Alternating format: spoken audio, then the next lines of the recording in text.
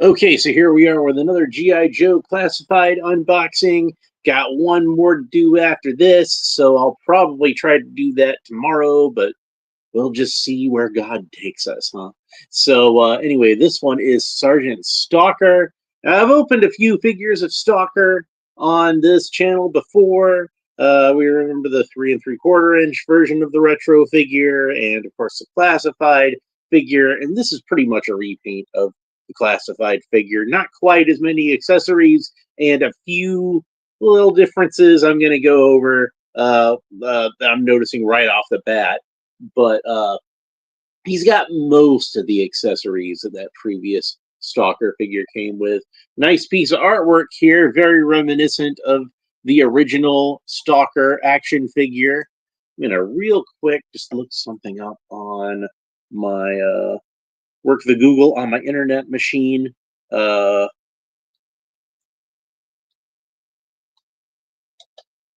19. If I thought about this, I would have done this before, but you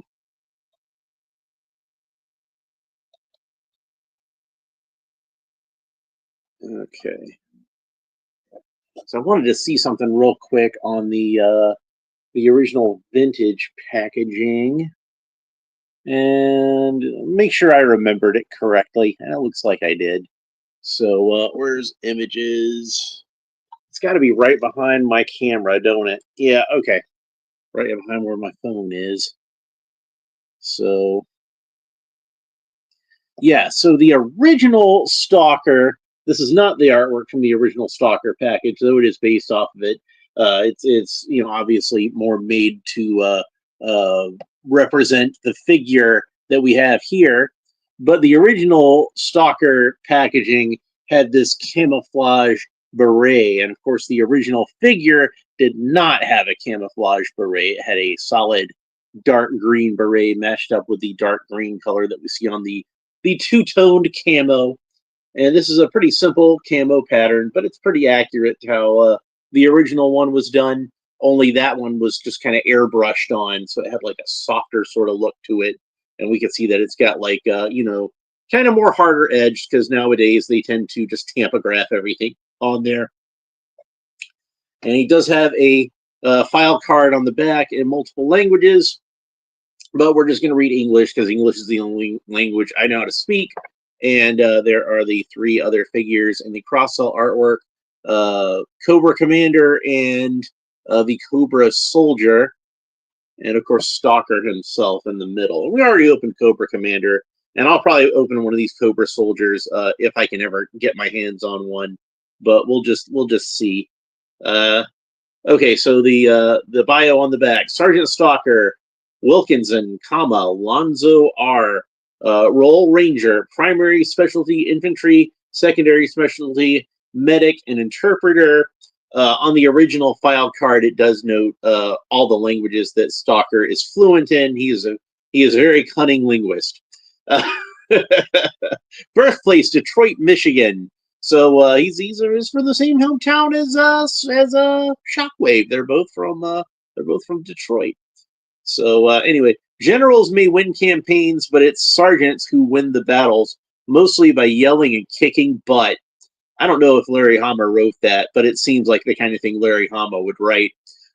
Functions well under high stress situations, intelligent, perceptive, moves like some sort of jungle cat, silent, fast, strong. So you know he's a tough guy. Yeah, like those of us who are fans of the comic book of G.I. Joe, not necessarily the animated series, but the comic book, there's two schools of thought in the G.I. Joe fandom. Either you follow the comic book or you follow the cartoon. And I am a cartoon guy. I'm sorry, I'm a comic book guy, not a cartoon guy. Nothing against the cartoon. I enjoyed the cartoon, but the comic book is where it's at. So if you're a fan of the comic book, like I am, Stalker's probably one of your favorite characters because he's a character that they used a lot in the comic book. Larry obviously had an affinity for the character, and like a lot of characters, he was based off of somebody that Larry knew in real life. So he was one of the characters that even after they stopped producing a figure of him, he still remained an important character in the comic, like with Scarlet and Clutch and Hawk. And of course, eventually they would do another Hawk figure. So, and then eventually they would do another Stalker figure, and eventually they would do another Scarlet figure. But even when they didn't have a figure on the shelf, they were usually an important character in the comic. And of course, Snake Eyes. You always gotta have Snake Eyes. So he comes with a figure stand. Every figure should come with a figure stand these days. There's no excuse for them not to. So all the retro G.I. Joe figures come with figure stands. And all the 60th anniversary G.I. Joe figures came with figure stands. Why don't the standard G.I. Joe classified figures come with figure stands? They should. So rant over. And let's see, we've got some more accessories here. So this is probably the most important accessory that comes with this figure, which is the submachine gun that the original Stalker came with, and I believe that's loosely based off of an H&K submachine gun. Not an expert in weapons, but I do remember reading that at some point. Probably in one of the HCC 788's videos, because I know Stalker was a favorite character of his. And saw a video with him. Friend of the channel did an interview with him. There we go. So he seems like he's doing pretty well, so that made me happy. So he's got a knife. So hopefully he's enjoying his retirement from YouTube videos. I still go back and watch his videos sometimes, though. Those really enjoy them. And then we have the sidearm with the silencer already attached to it, the suppressor, and thankfully it hasn't gotten too bent up. And then we have this backpack rifle sheath, and I'll discuss that in a little bit. And then we have the machine gun that he comes with, much like how the regular classified figure came with a machine gun. The one accessory that I notice he's missing, and there might be something else, but the one accessory that I notice he's missing is the scarf that the classified version had, the regular classified version. And here he is out of the package, and we can see that he's got that that multicolored camouflage beret that he has in the packaging artwork. And like I said, I believe that that is an homage to how the packaging artwork was on the 1982 original figure. His head seems kind of loose to me. Look how easily his head's moving around. So I might apply some heat to that later and see if I can tighten it up. Also, the beret does not seem to fit as snugly on his head as the regular classified version does. I'm not sure why that is, but I know like one of the Stalkers that I had from classified, that one had kind of a loose beret, so that might be part of it. So yeah, the ball socket here seems kind of loose. I was able to get his head off really easily. He's got that same scar down the side of his head that the previous classified figure had. I'd seen some people criticize this head for being like too old and grizzled looking, but I kind of want Stalker to be old and grizzled looking. I want him to be like a tough, battle-hardened old vet. So I'm not going to complain about that at all. All right. So let's go ahead and talk about his articulation real quick. Stalker can look up about that far. He can look down about that far. Tilt his head kind of quizzically from side to side. Rotate the head all the way around. It does have an articulation both at the where the head meets the neck and where the neck meets the shoulders. The shoulders, speaking of which, rotate all the way around. His arms rotate all the way around the shoulders and move up about that far. He does have butterfly joints, and they can move forward about that far and backward about that far. So that's about the range of motion we get at those butterfly joints. He does have a bicep swivel, so the bicep rotates all the way around. This is another one like what I pointed out with Big Ben, where it's just kind of more of a flat cut there. But since there actually is a little more definition where the deltoid meets the bicep, it's not quite as obvious, and it looks a little more natural when you turn it from side to side, at least. So he does have double jointed elbows, which this one seems kind of stuck on the upper joint. I can coax it. I can coax it. Never force them. Never force them. This is gentle coaxing that I'm doing right now. There we go. So that's about the range of motion you get at the elbow. Pretty good range of motion here. Here we get to one of the differences that I noticed between this figure and the original classified Stalker. Is you can see this guy has bare hands, just like how the original figure had bare hands. And I believe that's just a repaint of Dusty's hands. That would make the most sense because him and Dusty share the same arms.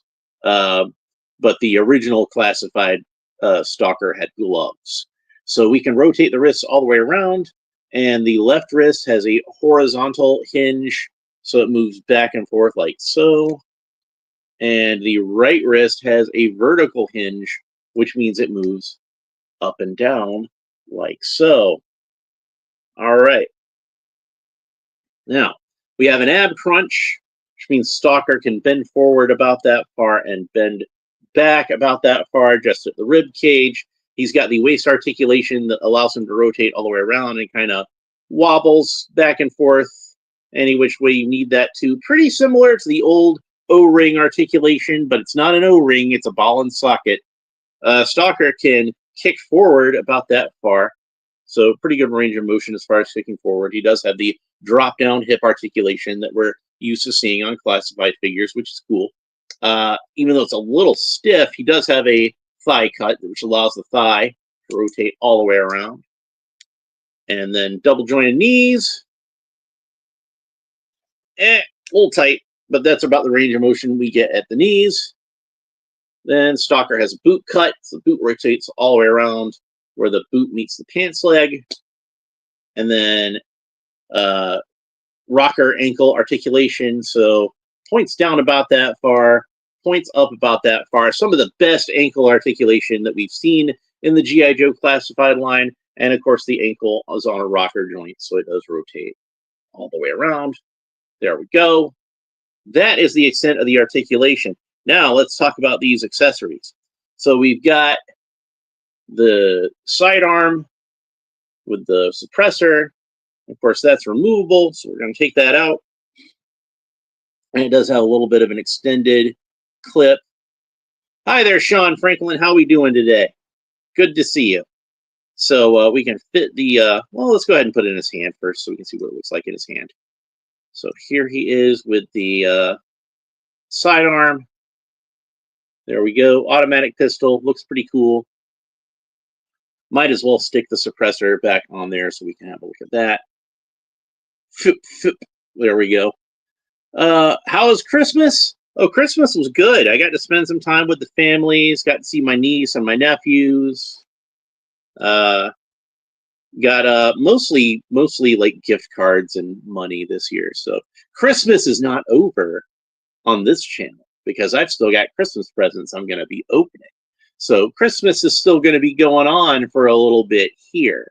In fact, we've got some other stuff around here somewhere that, well, you're just gonna have to wait. You're just gonna have to wait. So you'll see it eventually. Trust me.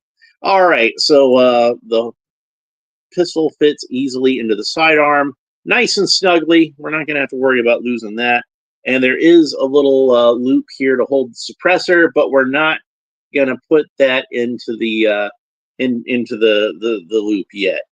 How was your Christmas, Sean Franklin? Since you asked, let me know in the comments. All right, so then we have what, if you're a fan of the original figure, and of course I'm a fan of the original figure, it's probably the most important accessory, especially considering how this is a retro figure, which is the submachine gun. Looks just like the submachine gun that came with the original Stalker, only a little scaled up, a little more detailed. And it does have a removable ammo clip. Fits in there nice and tightly, though, so that's good. And the reason I didn't want to put the suppressor into the leg holster just yet is because, of course, the suppressor fits onto the submachine gun too. So that's pretty cool. That's a nice little added bonus feature. So let's go ahead, and now that we've done that, we can put the suppressor into the leg loop. And it seems like it's a little bit more of a tight fit with this one than it was with the previous classified figure.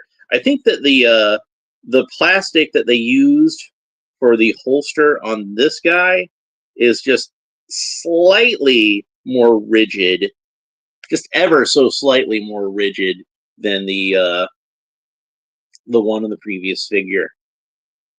So anyway, then we have the knife. Let's get a look at him with the knife. Put it underhanded. So that's fun. There we go. So there he goes. I'll have to slit some bad guy's throat, I guess. And of course, that fits nicely into the sheath here. A little snug, actually. Pretty snug. I don't want to bend it, so I'm being really careful, but looks like that's about as far as that's going to go in there. And like I said, it seems like this plastic is a little more rigid than the plastic that they used on the previous one. So that might be part of the reason that that's fitting in there a little more snugly. Speaking of which, the backpack, that does seem to be like the same type of plastic. So we'll see how well this feature works. Like I said, the submachine gun has a removable magazine, and it actually has a little loop here on the backpack for the magazine. And this backpack is a pretty simple backpack. It's pretty much just a rifle sheath. But we can put the ammo clip into that little slot there. You see that? And then the submachine gun fits into the backpack.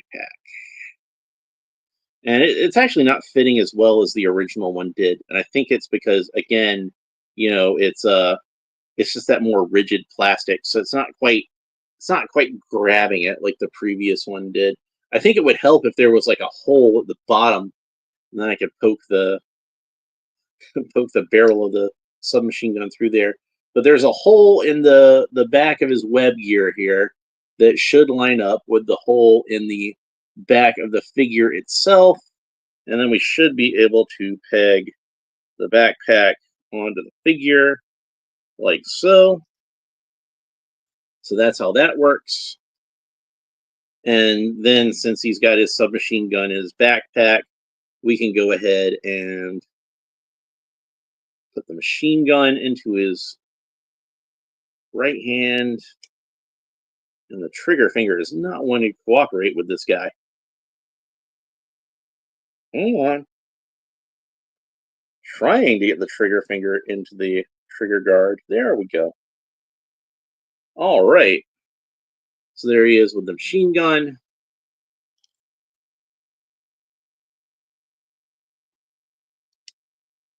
We can get him to grip the front of the machine gun like that. And then last but not least, we're going to put this beret back onto his head. And there we have Stalker fully geared up. But, of course, if you're my age and you remember the original Stalker, he didn't come with this machine gun, and he didn't come with this backpack.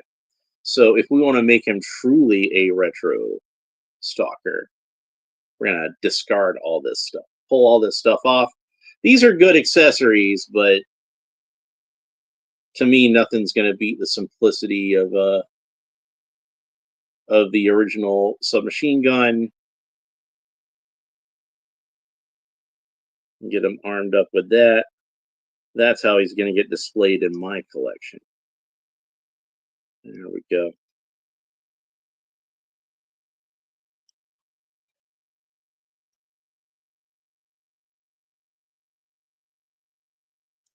Oh, come on. Sometimes those hands just do not want to cooperate with you. There we go. Yeah. So Stalker was the guy who oftentimes acted as the field commander in various stories. Most famously, the first two-parter that introduced the October Guard. If you remember that storyline, he was the guy heading up that mission. He headed up a lot of the field command missions in those early comics. G.I. Joe #2, first appearance of Quinn. He was the field commander for that issue too. So he was like his role kind of got taken over by Duke once Duke came along, but Larry still found plenty for him to do in the comics, and he still led plenty of missions after that. But he wasn't quite the second in command anymore because Duke was the second in command. But whatever. At least you know, Duke took over the whole team in the cartoon. So, but yeah, like one thing that I wish they had done is included an extra beret, because, like I pointed out, the original figure had a solid dark green beret, and and they might have intended to have the camo on the beret originally too, and just decided to cut that out for cost reasons, and that's why he has a camouflage beret on the figure package and not on the figure itself. But I think it would have been nice to have both versions of the beret, so that way you could make him the more toy accurate version, or the one that looks more like the packaging. And in fact, sometimes in the comics they draw him with a camouflage beret, like in the issue I pointed out before, G.I. Joe #2. He has a camo beret in that story, so so it's not something that's like not necessarily like comic book accurate or accurate. It had its I get why they did it, but I think it would have been better if they had both versions of the beret so you could swap back and forth. Now, me personally, luckily enough, I have extra Stalker berets for figures that I bought for customs and such. So it's not like I can't put an extra beret on, like repaint that one to be more in this shade of green, and then I've got one. I'd probably rather do that than repaint the extra one of these camo berets that I have, because they did bother to put an extra paint application on there, and it'd be a shame to ruin that. Anyway, I think that's pretty much it for Stalker. That's everything I have to say about him. I'll be back tomorrow with another G.I. Joe figure for you to open. If not tomorrow, it'll be sometime Monday. And oh boy, do I have a lot of DC stuff to open between Batman 66 and Superpowers and DC Multiverse. God, I always have so much DC Multiverse to open. I've still got a big stack of it. And then I got more that I got from Big Bad Toy Store on top of it. So we're definitely going to be opening a lot of DC Multiverse in the next few weeks. Plus, I got more stuff coming into Big Bad Toy Store that's supposed to ship into my pile of loot soon. So you'll see that soon enough. Anyway, if you want to make sure you don't miss any of that, make sure you like and subscribe. Off on YouTube stuff down below. Leave a comment. Let me know what you think about Stalker, both the figure and the character in general. And we will talk to you next time. Bye.